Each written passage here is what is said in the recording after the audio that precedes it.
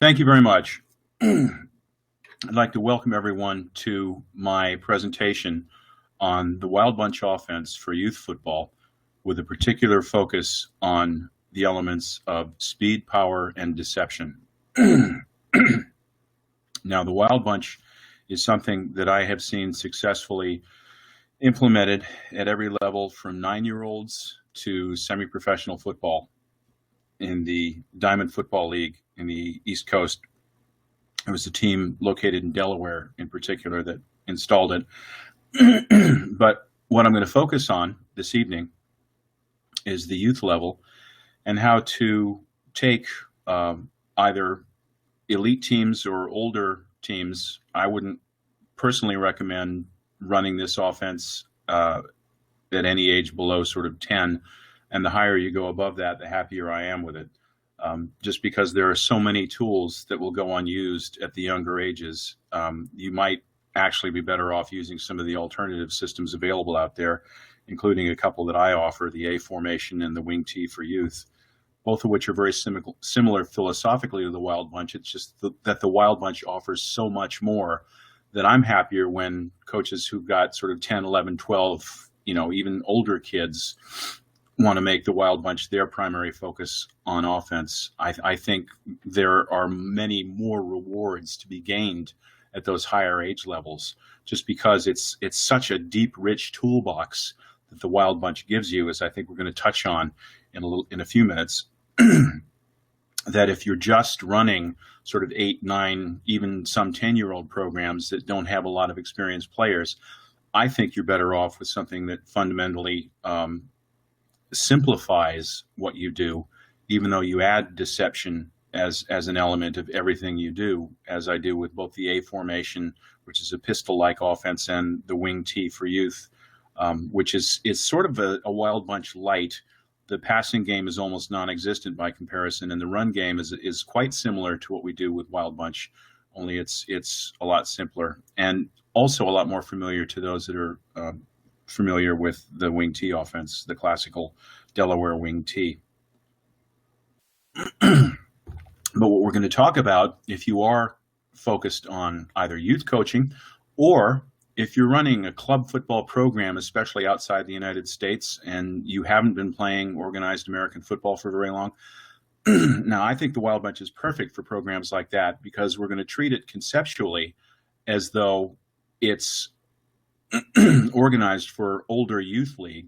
But in fact, you can take it, install the bare bones, get your players, male or female, whatever kind of league you're organized in, running the basics. And then as you perfect those, you'll find that from season to season, you can add more and more refinement. You can actually open up this deep, rich toolbox that the Wild Bunch offers you.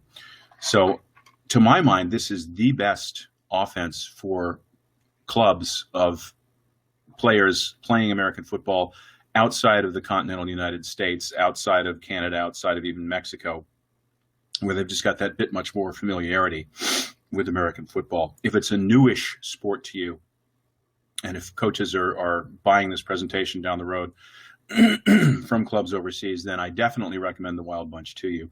And I will be giving you information on how to purchase the Wild Bunch book, either from Amazon.com or whichever version of Amazon you're closest to, wherever you are in the world.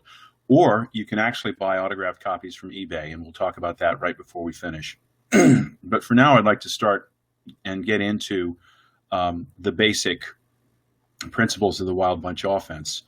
And I've got some great sort of background information for you.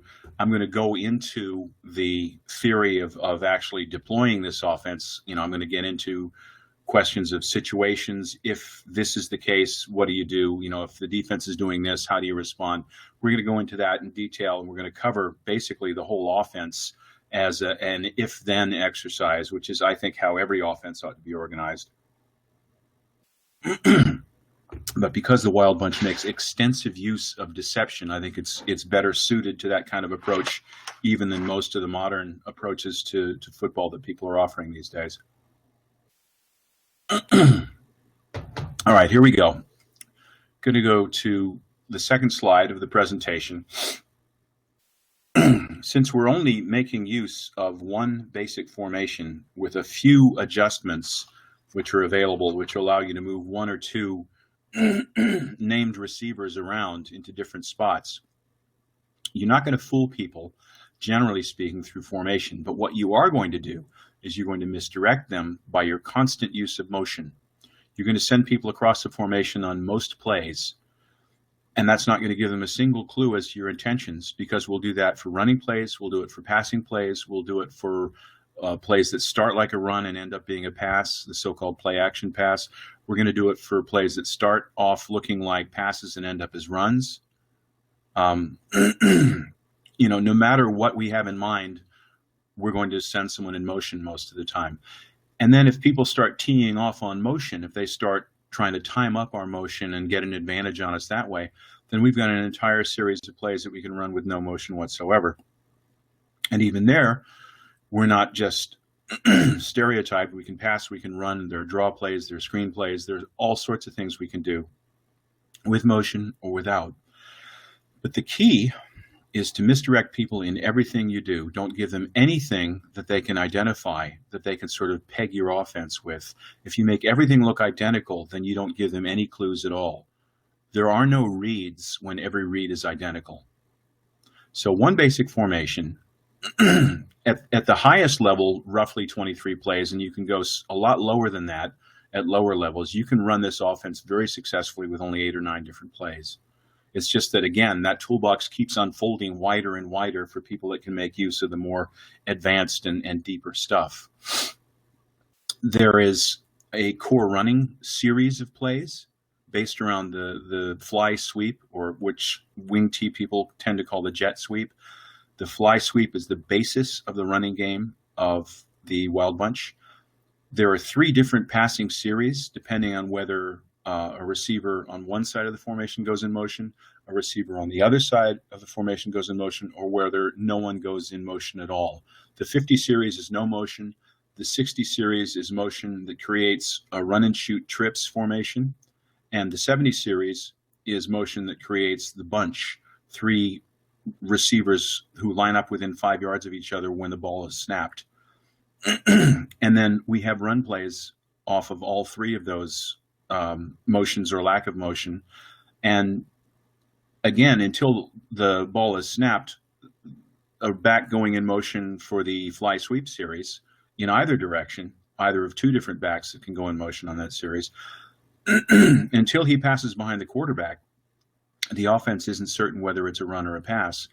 And even after that motion man passes beyond the quarterback and keeps going so that it looks like a 60 pass or a 70 pass, even then we can still run the ball very effectively. The more so because at that point, defenses are just about convinced that it's a pass. And that's the time you want to run the football, when your opponent is expecting a pass. Whatever adjustments they think they can make to slow down our core plays in those 4 different series, we have ways of attacking those adjustments. We wait and see what they're going to do. If they don't do anything and we can run our core offense unadjusted, that's our game plan. It's that simple. If they start making adjustments, then we figure out what those adjustments are. If they've strengthened something on the defense to fight what we're doing, then they've necessarily weakened something else. We'll find that weakness and we'll attack it. Then that becomes our game plan. But it doesn't necessarily have to be. If they don't make those adjustments, we'll just keep running our core plays all game long, and usually with great success. Next slide. There is a document available. I'm going to pass by that for now if you don't mind, but there are different versions of the Wild Bunch that you can get your hands on. If you Google it, quite frankly, my last name, SEAY, and Wild Bunch, you'll find all sorts of stuff all over the internet.